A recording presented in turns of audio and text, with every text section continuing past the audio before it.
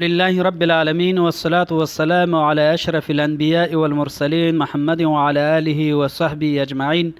السلام علیکم ورحمت الله وبرکاتو. درنو قدرمنو دوستانو ستړي مشئ، په خیر راغلی. لکه څنګه چې ما مخکې تاسو سره واده کړی و چې عربي ژبه به پیل کوو، نو دا د وادې سره سم مو ستاسو درانه حضور ته عربي ژبه وړاندې کوو او کتاب پیلو. بسم الله الرحمن الرحیم. تعلیم العربیة للناطقین بغیرها الکتاب الاساسی. درنو دوستانو، دغه کتاب تعلیم العربیه للناطقین بغیرها ډیر ښایسته کتاب ده، اساسی کتاب ده چې د ام القرآ پوهنتون کې لوستل کیږي په سعودي عربستان کې. نو موږ هم کوشش کوو چې همدا کتاب ستاسو درانه حضور ته وړاندې کوو. بسم الله الرحمن الرحیم. الجزء الاول. الجزء الاول لومړنۍ برخه، د کتاب لومړنۍ برخه. نو پیل کوو په لومړنۍ برخه باندې. الوحدة الاولى لومړنۍ برخه. الوحده معنا برخه، الاولى لومړنۍ یا لومړۍ برخه. الدرس الاول لومړی درس. حجرة الدراسه. حجرة الدراسه د درسي کوټه. دلته موږ ته نومونه راکړل شوي دي، همدارنګه انځورونه راکړل شوي. موږ به نوم لولو او همدارنګه هغې نه وروسته به تاسې هم ما سره تکراروئ. کراستون. کراستون کتابچه. کتابون.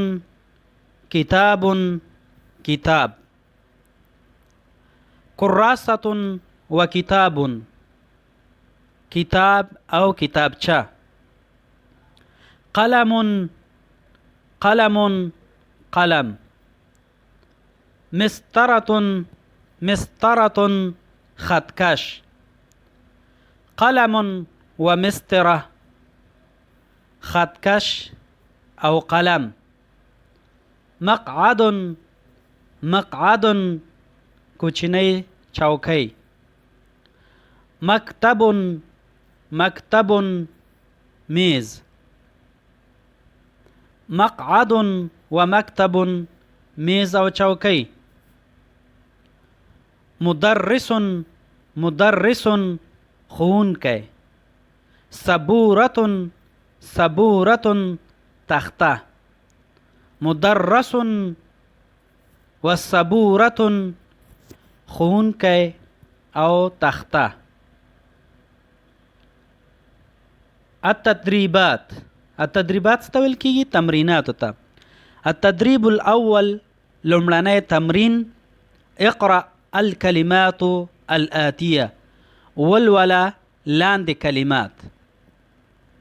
نو تاسې وروسته ما سره تکراروئ. کراستون کتابچه. قلم قلم.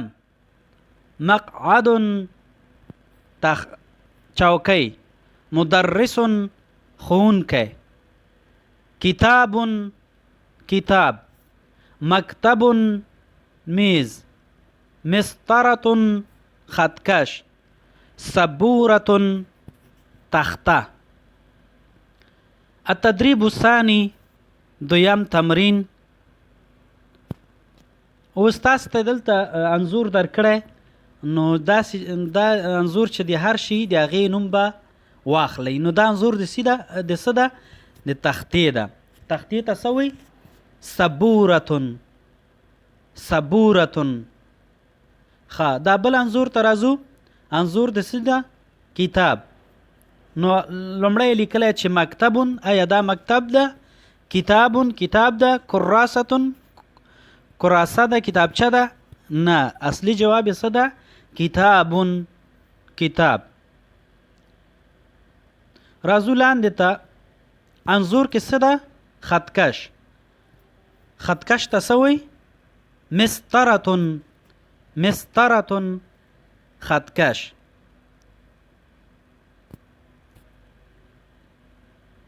او مخکې دلته راځو، موږ ته شی راکړي کتاب کراستون کراستون قلم.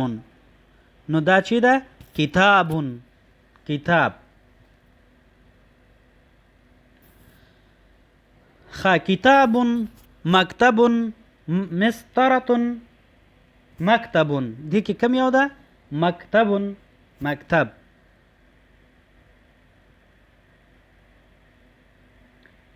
مدرس مقعد قلم. کوم یو پکې ده؟ مدرس ښوونکی.